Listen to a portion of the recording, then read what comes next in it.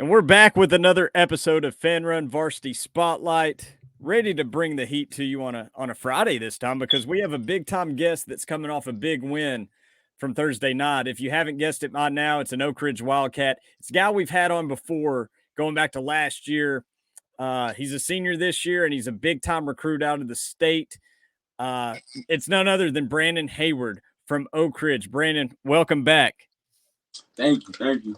Good to be back on here. So Yeah, let's get blessed. started with last night's win. You guys are 3 weeks in now to the Derek Rang era, and I would imagine it had to feel good to coming off this win against Powell because if you go back, recent history with the team, it's always an enticing matchup between the Panthers and the Wildcats, but it's not been too kind the past few years, in that rivalry. But last night, solid win. What'd you see from your team and the coaching staff that propelled you to that 35-21 victory? Actually, I mean, it was kind of similar. It was a kind of similar game to how last time we played them home for my freshman year when we beat them. That was the last time we beat them. It was kind of a similar game. I mean, similar team like too. I mean, when I my freshman year we was a family, and then this year we're a family. Past 2 years, we didn't know, we couldn't find ourselves and stuff. But this year, I feel like we actually got it. And last year proved that we sent the message that we're bringing the Oak Ridge Wildcats back. And man, we just gonna keep building as a team and a family, and we just gonna keep showing and proving the state what we're gonna do. Uh, what were y'all going throughout the game? Because like that first half, it was 7-7 at half, and you guys just didn't have the ball that long. Not many snaps at all on offense. And you're a guy that plays two ways, actually. But what were you seeing offensively and defensively that once you got into halftime and came back out, what were you guys able to capitalize on going forward? Um, I mean, it was simply that we just had to stay on blocks longer and execute more better than the other team. I mean, we had to keep pushing 100%. I mean, yeah, first half we knew we wasn't the the team we was for our very first game. So we had to turn things around. We gave talks out, each of the leaders. We gave out a little nice talk to the team. Came back after halftime, knew what we had to do, executed, got the ball, had to get in the end zone. Either way, I mean, we got in my opinion, we got better athletes than most of the teams we playing. So when I can talk to my teammates and get in their head and actually tell them let's go, turn it up a notch.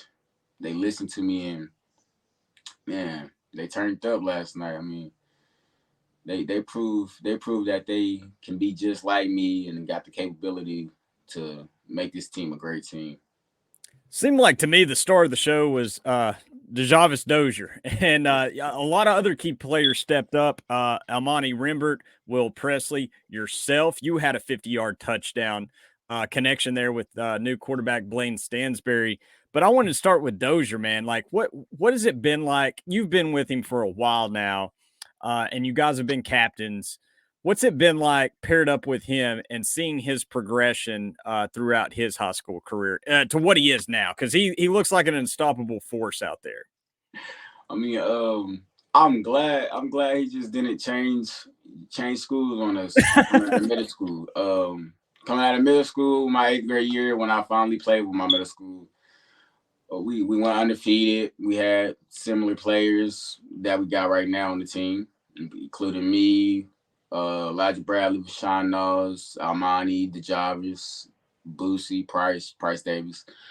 Um, I mean, Jarvis, he just him. I mean, he's so strong in his legs, and when he run the ball, that he's determined to run through you, or you gonna get out the way. It's one of the two.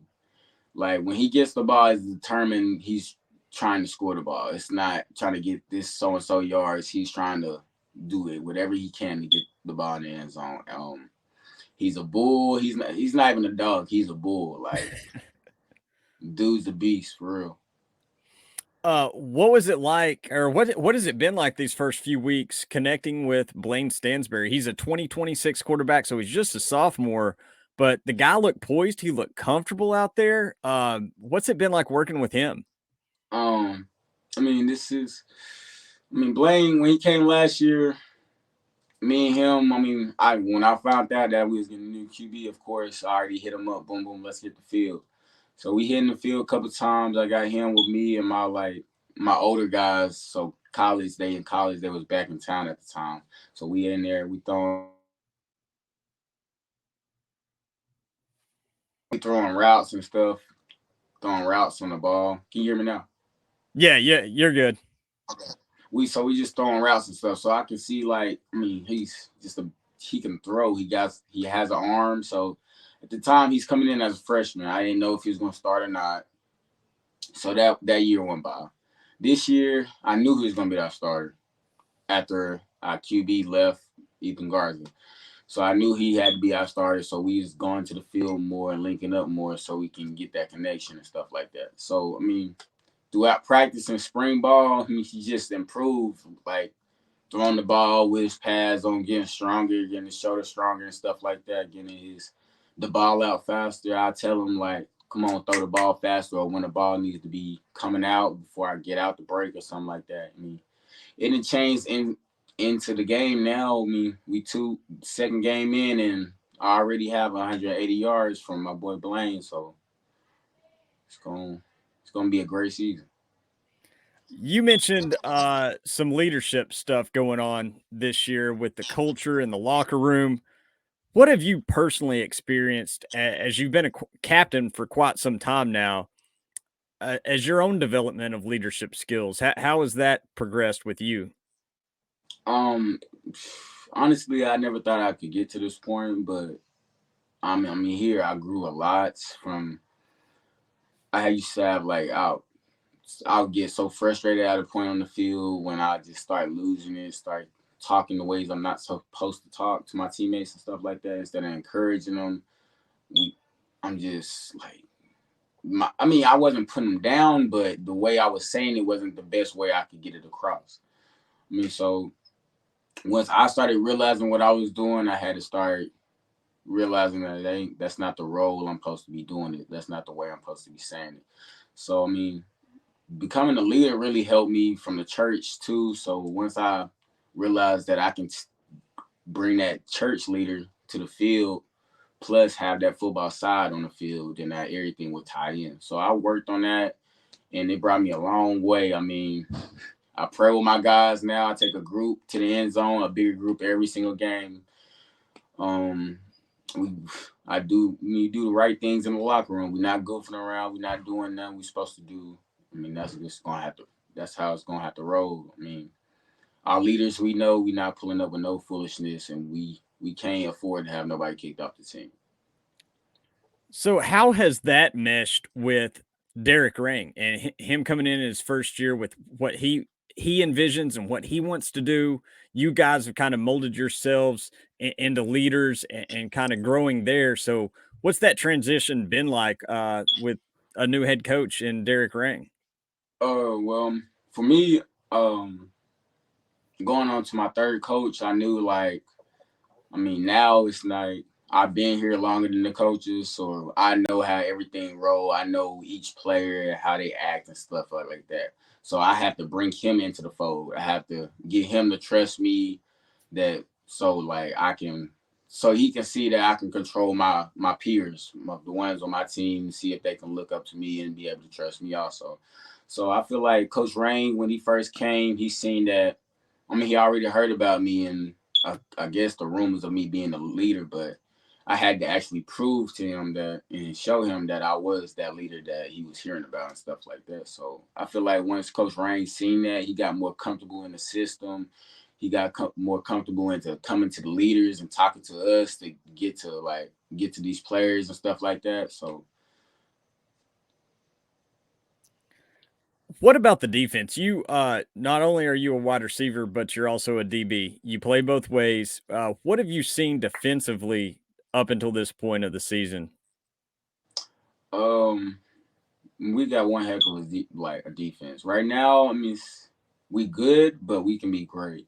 We can be great. Our D line is nothing to be played with. Linebackers improvement every week, every practice. We improvement at the linebacker position. My boy Bryce Dorsey, and you have my boy JT. We call him JT. Then you have Price Davis at safety, Izzy at safety, and you have Dallas Front at safety. You got Wheezy, his name Wayne Gibson, and then you have Valen Henderson at the other corner, and you have me at corner. So you got a 6'2" corner, a 6-foot corner. It's hard to pass the ball on us. I mean, this year nobody caught a ball on me yet.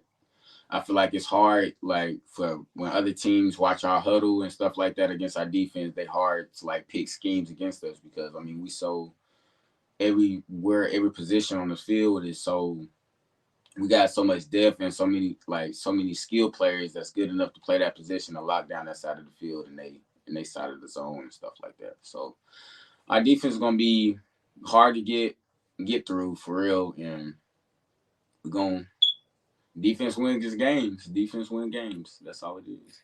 Absolutely. And you guys, I mean, there at the end, there was kind of, the Panthers were taking some long shots and some kind of, they were pressed for time. And, you remove a couple of those long passes there at the end. And, it's a little bit different story. But what defensively, what changed for you guys after the first drive?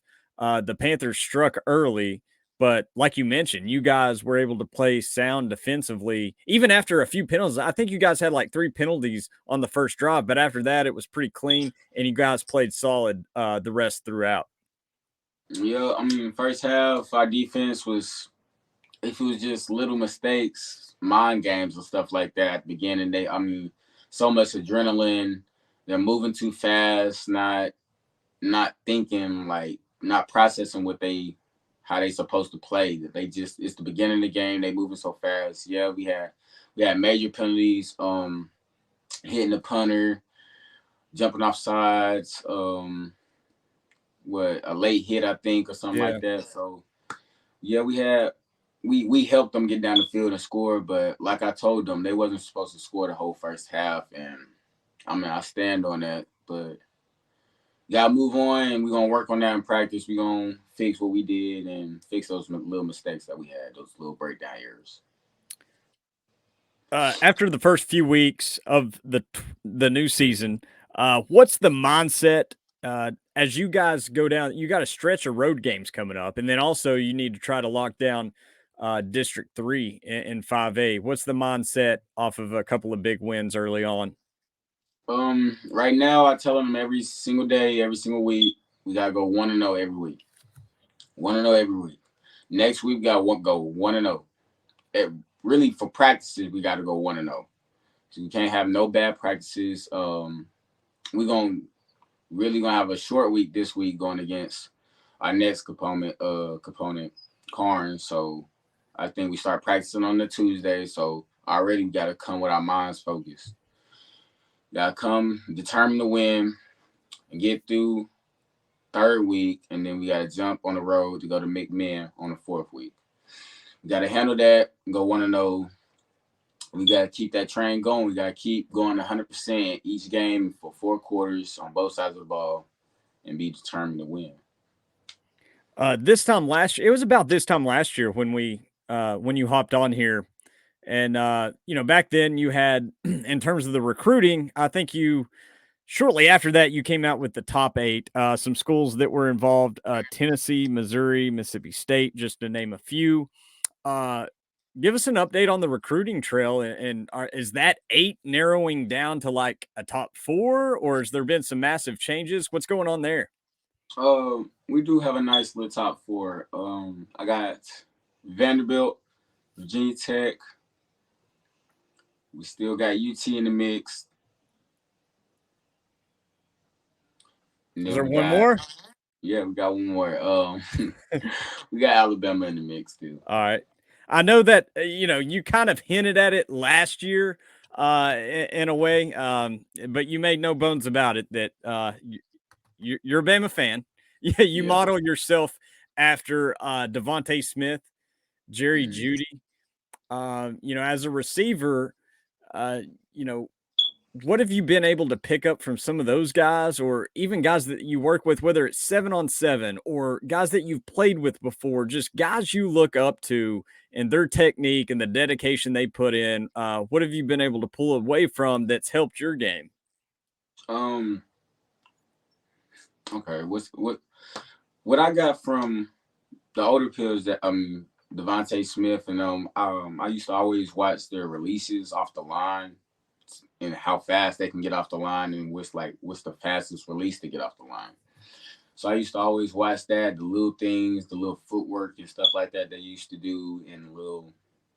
It's like I think it's just mind games going off like just do a little quick, if you hit him with a head movement, the DB is gonna move that way. Like you know where you going, but you leading them the wrong way. So that's what really how I think about it. When DBs press against me, I love that. Like because I know that I've been working on it so long that I can get off the ball.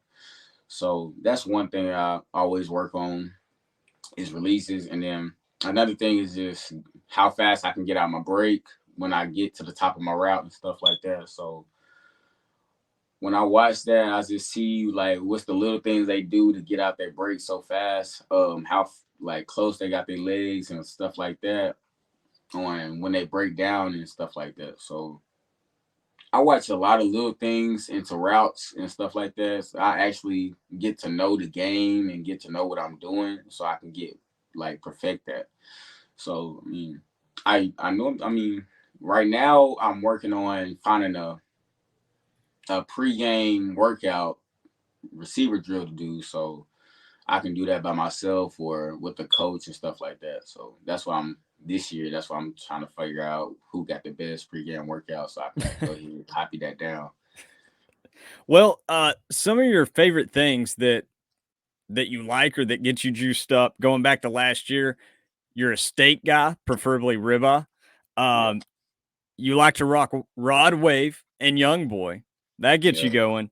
But like outside of football, like what's your passion? What makes Brandon Heyward go?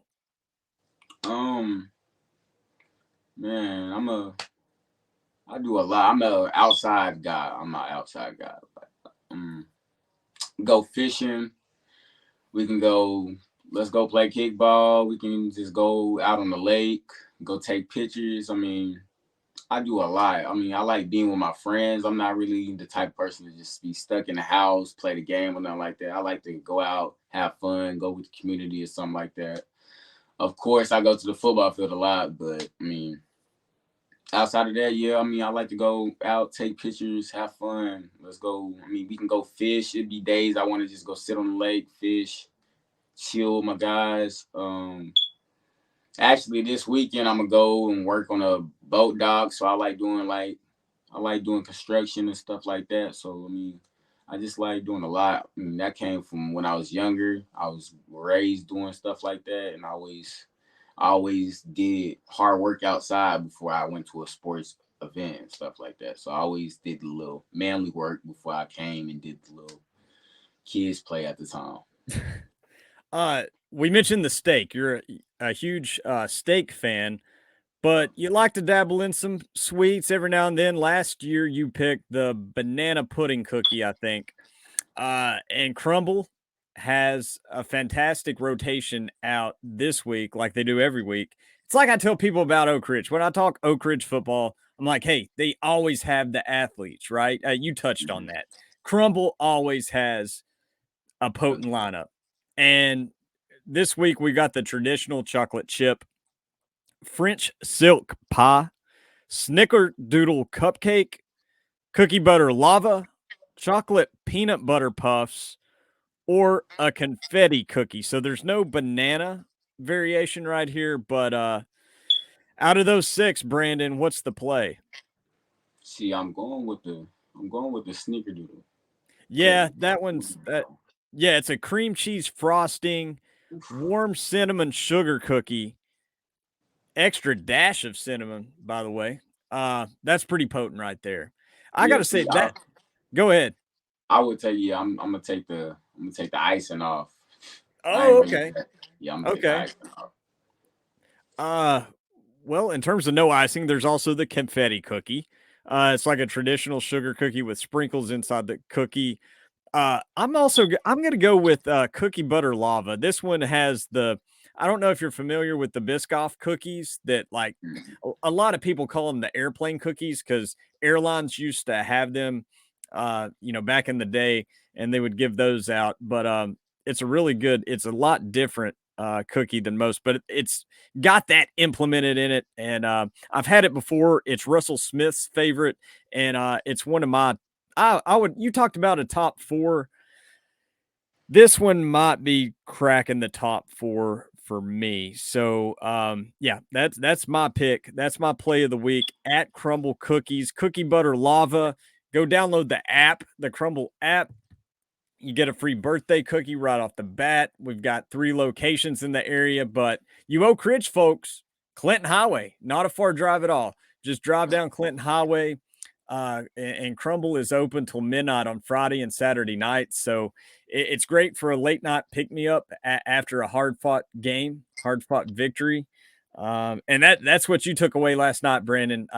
You guys fought hard and looking really, really good in Region 3 5A up to this point. So, with that, I'll let you give a chance to tell the folks where they can find you on social and ultimately what high school football means to you, B. Hay. Yes, sir. You can find me on Snapchat at IamBhay. Find me on Instagram at IamBhay. You can find me on Twitter at IamBhay or BHay13. One of the two. High school football, I mean, everybody say that's the best football. I can agree with that too. Yeah. That's the best football for right now. But down the road, I'm definitely looking to make college football the best football also, and I'm getting to the NFL. But right now, the high school football means a lot to me. I mean, that's you creating your best memories. I mean, that's your childhood dreams. A lot of people don't get to play 4 years like I did. A lot of people didn't get to have the leadership and the coaches that I have right now. I mean, just a lot of opportunities that I was blessed with at an early age came to me, and it's been with me for my whole 4 years right now. And I mean, I'm loving every step of the way. I haven't not liked it since. Like, I mean, it hasn't been a bad journey for me, and I'm hoping the ones behind me. I hope I left a great image for y'all to look at, and that's what high school football means to me. Awesome stuff, Brandon. I want to thank you for joining us today and taking the time out of your busy schedule. We will definitely catch up with you soon. And folks, be sure to keep an eye out on these Wildcats. You guys have Carnes up next, right? Yes, sir. Traveling over to fight the Beavers. But I'm expecting a great season. It's been a good one up to this point. Can't wait to see what you boys do. We'll catch up with you next time, folks, for LDQ Sports. He is B. Hay. Go check him out. Fanrun Varsity Spotlight. Thank you, guys. Yes, sir.